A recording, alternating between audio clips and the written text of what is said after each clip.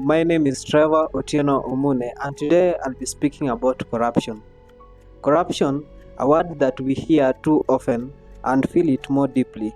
It is not just a political issue, but it affects us all at a personal level. Now, it affects how we live, how we dream, and how we trust. And now, what is corruption? Corruption is the use of public office for personal gain. Now, there are four different forms of corruption, which are the main of course, but there are many forms of corruption. Number one is bribery, also known as the brown envelope thing. Number two is fraud. Number three is favoritism.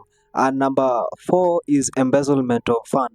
Now, in our country where we live in, there have been many examples of bribery. For example, when traveling on the road and we meet a bunch of police officers, number one, the drivers normally do is that they give money when they are on the highway. That is the most common form of corruption in Kenya. And number two is embezzlement of fund. We find that leaders that are elected in public office do usually embezzle funds up to the tune of millions and billions of shillings.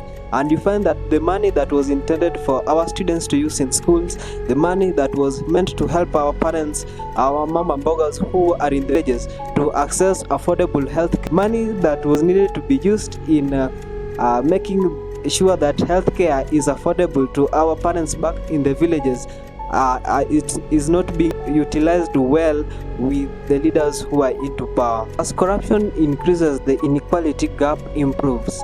Who is responsible in corruption?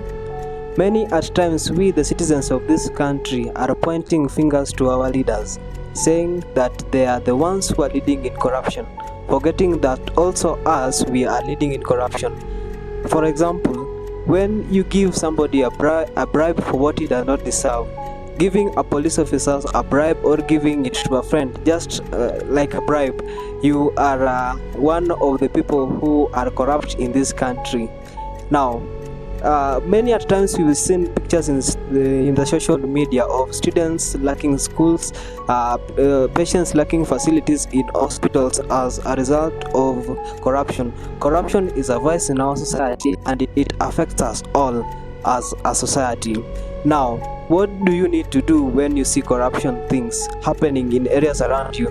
Number one, we should not pretend that these things are things that are not within the areas that we are.